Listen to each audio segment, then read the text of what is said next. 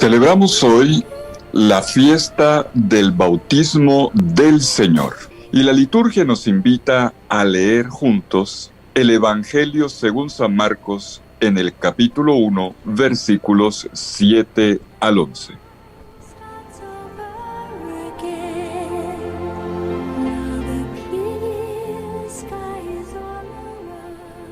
En aquel tiempo proclamaba Juan: detrás de mí viene el que es más fuerte que yo, y no merezco agacharme para desatarle la correa de sus sandalias.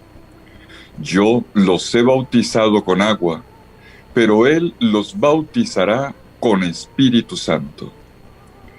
Y ocurrió que por aquellos días llegó Jesús desde Nazaret de Galilea, y fue bautizado por Juan en el Jordán.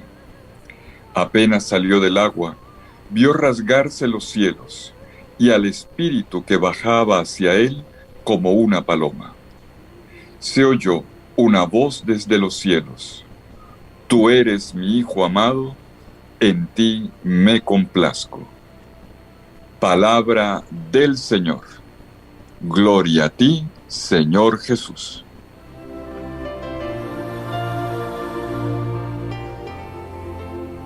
Con la fiesta del bautismo del Señor, culminamos el tiempo litúrgico de las manifestaciones, de las epifanías del Señor. Nacido de María en Belén. Primero Jesús se manifestó a los pastores como Salvador y Señor. Luego se manifestó en el templo a los pobres de Israel, representados en Simeón y Ana, que esperaban ardientemente la llegada del Mesías. Hace una semana vimos cómo se manifestó a los pueblos de la tierra, representados por los magos, en calidad de Rey de los judíos. Ahora, sumergido en las aguas del Jordán, Jesús se manifiesta como el Hijo amado de Dios, que hace resonar sobre él su palabra reveladora. El Evangelio según San Marcos comienza precisamente con el anuncio por parte de Juan el Bautista en el capítulo 1, versículo 8, con la entrada, capítulo 1, versículos 7 y 8, con la entrada de Jesús en escena con esta presentación por parte de Juan. Uno que es más fuerte que yo, viene detrás de mí. El anuncio es sorprendente y escandaloso. Entre los que siguen a Juan el Bautista en calidad de discípulos, hay uno que en realidad es más fuerte que él, el Maestro, el Profeta. Entre Juan y esta venida hay incluso una relación que no da ni siquiera para ser comparada con la que se da entre un sirviente y el Señor, al cual le desata el lazo, la correa de las sandalias. Juan el Bautista reconoce y anuncia sobre todo una diferencia entre sus respectivas misiones. Y el punto que lo hace notar es la diferencia en el bautismo que cada uno ofrece, la particularidad. Recordemos que bautismo en griego quiere decir sumergir. Es una palabra griega tal cual, que traducida al castellano significa sumergir, hacer una inmersión. Juan sumerge ritualmente en el agua del Jordán a todos aquellos que vienen donde él a confesar sus pecados, a quienes muestran que están dispuestos a convertirse. En cambio, Jesús irá mucho más allá. Sumergirá en el Espíritu Santo, en la misma fuerza de Dios, inaugurando así los tiempos de la salvación definitiva, lograda mediante la efusión del Espíritu Santo sobre toda la humanidad. Y como se manifiesta en el Jordán, Jesús mismo es ungido también él con el Espíritu Santo y es enviado por el Padre como Mesías. Allí Jesús es investido para su misión. No un Mesías cualquiera, sino uno a quien Dios ha elegido, a su propio Hijo amado.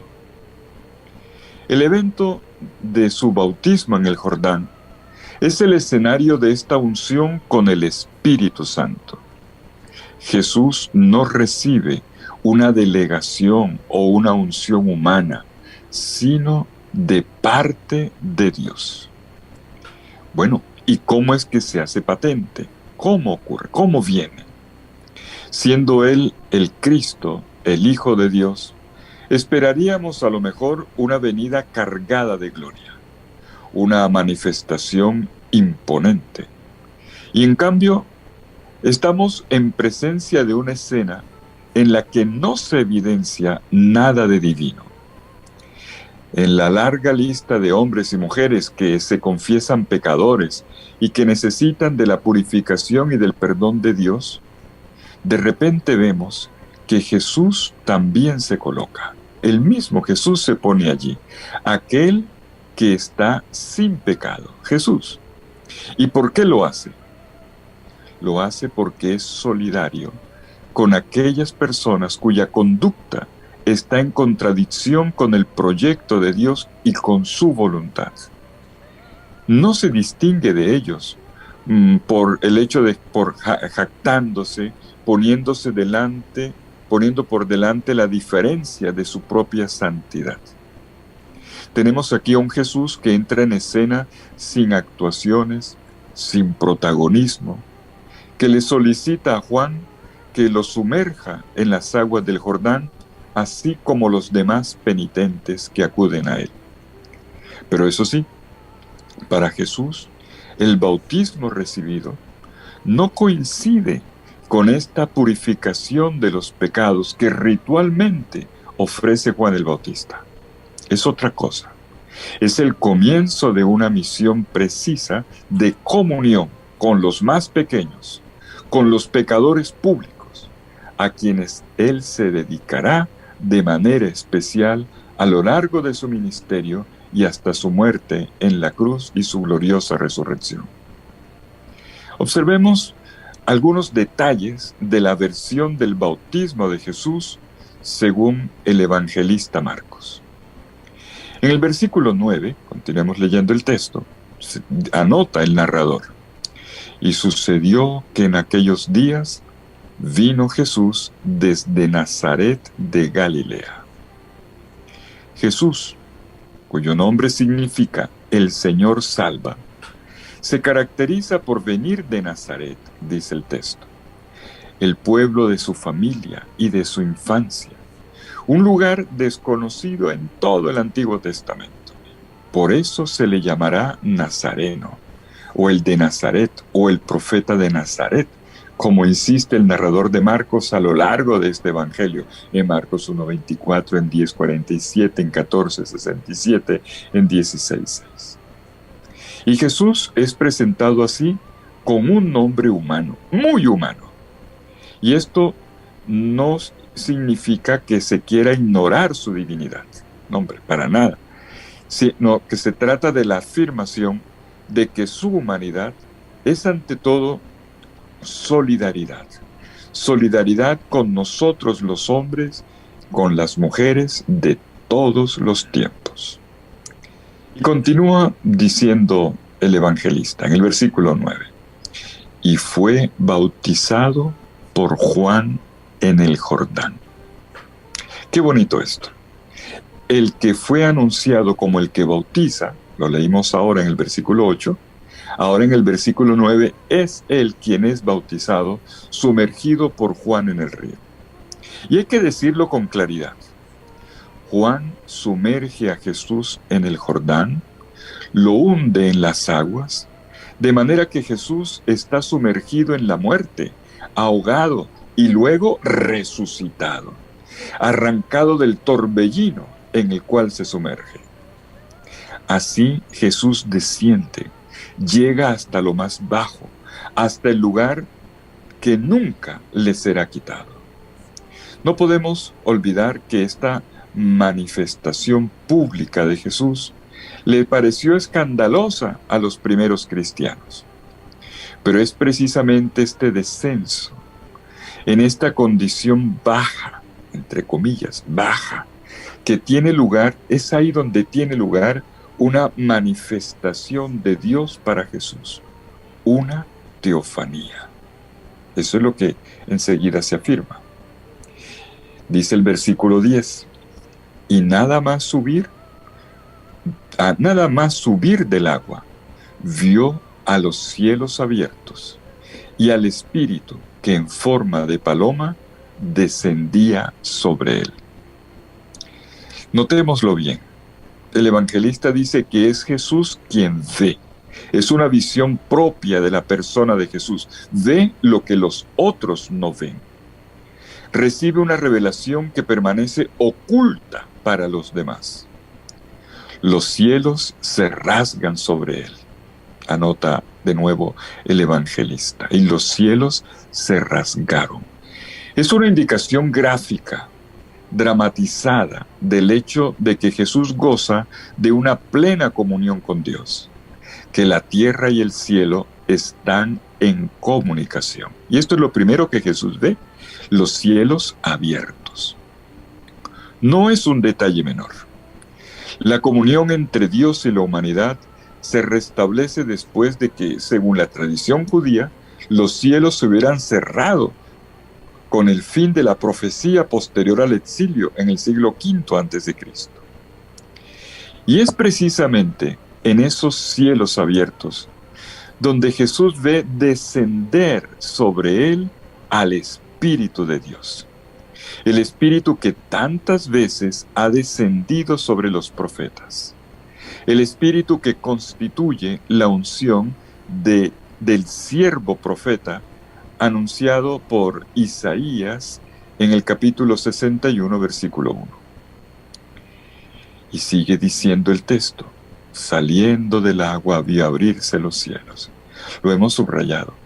El mundo nuevo se presenta como una apertura del cielo. El cielo se abre. Vida que entra, vida que sube, que se eleva. Se abre y acoge. Como cuando se abren los brazos a los amigos, a los hijos, a los pobres, a una persona amada. El cielo se abre bajo la urgencia del amor de Dios, la impaciencia de Adán, el asedio de los pobres, y ninguno lo volverá a cerrar. Se abre y se ofrece, se nos da a todos nosotros. Y Jesús, contemplando esta apertura de los cielos, ve descender al Espíritu Santo como una paloma.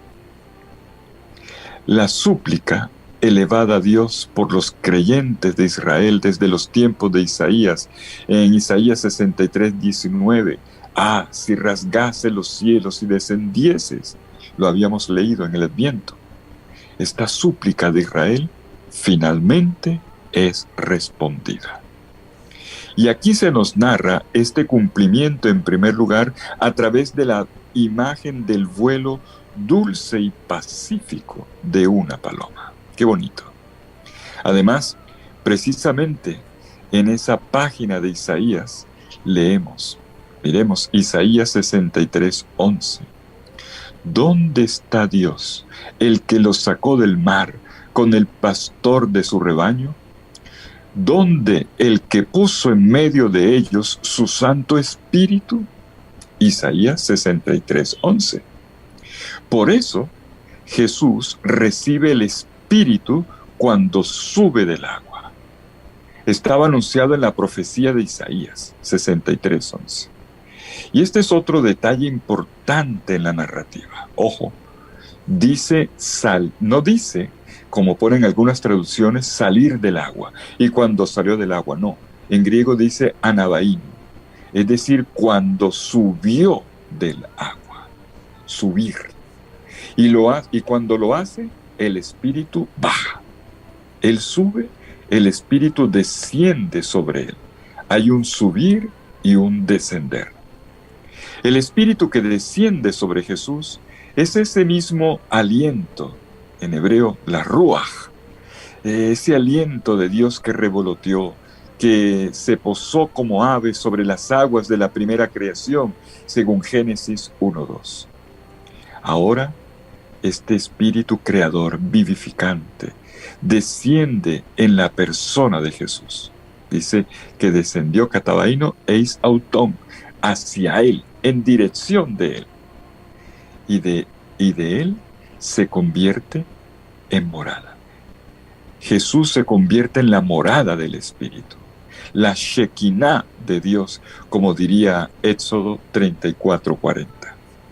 Este intento de narrar el acontecimiento, la acción de Dios a través de la imagen de la paloma, va acompañado de la palabra pronunciada por la voz que proviene del cielo y que es la voz de Dios Padre.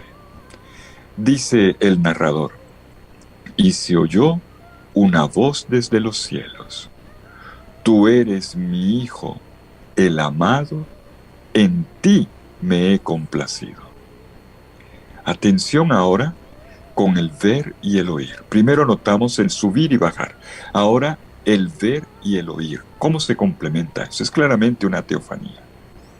Después de ver los cielos abiertos y el Espíritu que desciende sobre él, Jesús escucha una voz que le dice en primer lugar: tú eres mi Hijo, el amado. Esta es la palabra que le revela a Jesús su identidad más profunda. Una palabra que Jesús tendrá que interiorizar en su vida humana para responder plenamente a su vocación, a su misión, pero sobre todo a su verdad.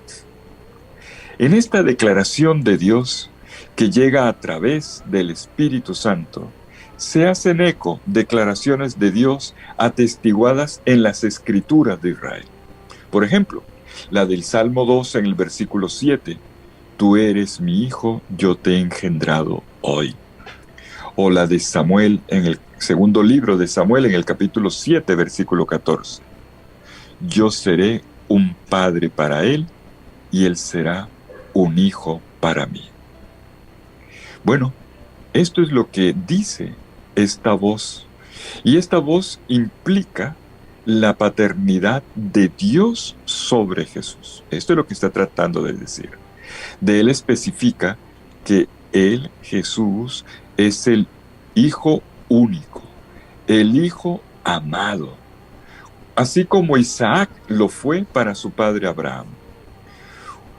Un hijo que, sin embargo, a diferencia del patriarca Isaac, no se librará del sacrificio. Porque, como lo dirá Jesús en la conocida parábola de los pérfidos viñadores, al ver al Hijo amado, no le perdonarán la vida. No se la perdonarán como el Padre esperaba, sino que lo matarán y lo expulsarán de su misma propiedad. La parábola está en Marcos 12, 6-8. Y aquí está presente entonces este Hijo amado, en quien el Padre se complace. Eudokeo se dice en griego. Complacencia, sentir complacimiento, sentir gozo por alguien muy querido. Y el Padre se complace en él porque es el siervo en quien ha puesto su espíritu, el siervo escogido. Elegido sí, por Dios, pero lamentablemente rechazado por los hombres. Mis queridos amigos, esta es la primera escena de la vida de Jesús en el Evangelio según San Marcos, el Evangelio que nos acompaña en este año litúrgico. Y ocurre que cuando se acaba de proclamar el último y definitivo bautismo, en Marcos capítulo 1, versículos 7 y 8, el bautismo que Jesús llevará a cabo como cumplimiento de su misión, Jesús mismo es bautizado. No es casualidad que Jesús luego, mucho más adelante, interrogue a sus discípulos Santiago y Juan con la pregunta: ¿pueden ustedes beber el cáliz que yo bebo o recibir el bautismo con que yo soy bautizado? Marcos 10:38. Dicho de otra manera, ¿pueden ustedes sumergirse en la inmersión en la que yo estoy inmerso?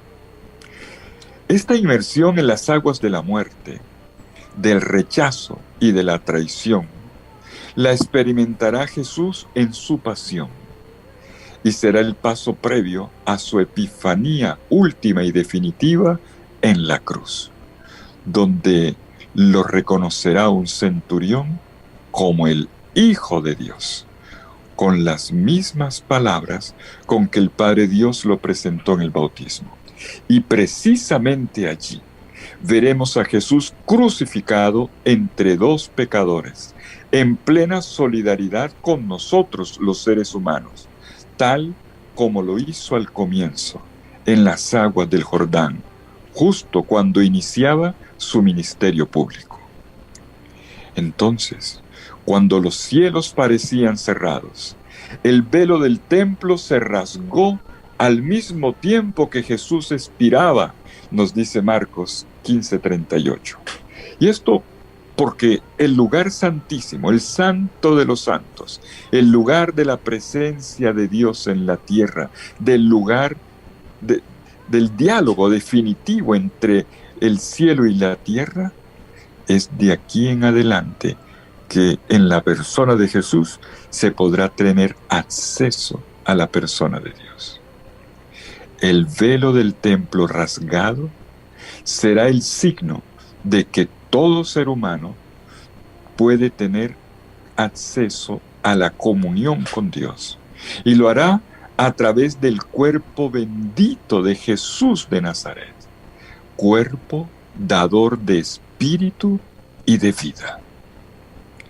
Jesús en el bautismo es el Hijo por excelencia, que se hace nuestro hermano, que se sumerge solidario no solo en el Jordán, sino en el río de la humanidad, que se mueve a riesgo entre los confines, entre desierto y tierra prometida, entre fracaso y fecundidad de la vida.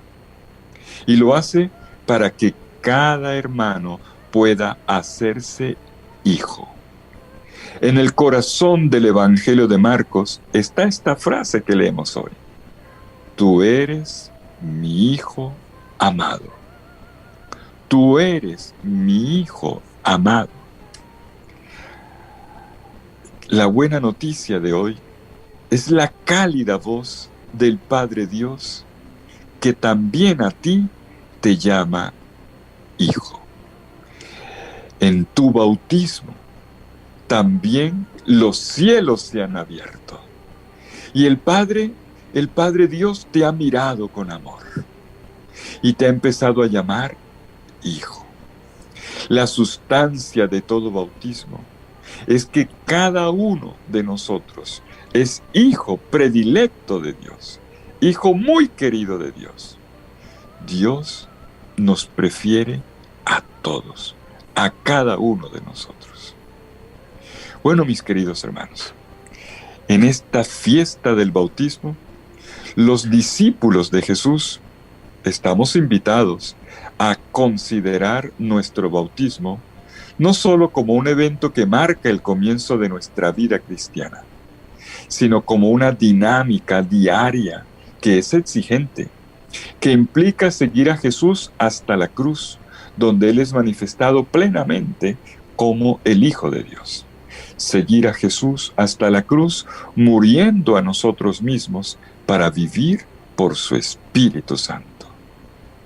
Cada uno de nosotros, gracias al Espíritu Santo derramado en nuestro corazón, el Espíritu con el que hemos sido ungidos y hechos cristianos, y que es mesiánico además, cada uno de nosotros puede dirigirse a Dios balbuceando como los niños: Abba, Padre, tú eres mi Padre, y sentirnos amados profundamente por Él. Y Dios tiene una sola palabra en respuesta a nuestras súplicas, a los gemidos de nuestro corazón: tú eres amado, tú eres muy querido por mí. Es esta palabra la que nos sostiene.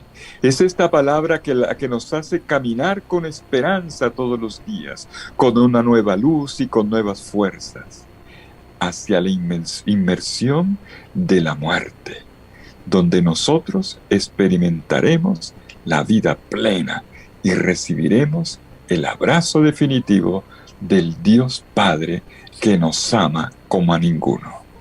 Que el Señor los bendiga en el nombre del Padre y del Hijo y del Espíritu Santo. Amén. Y que tengan una hermosa fiesta del bautismo de Jesús.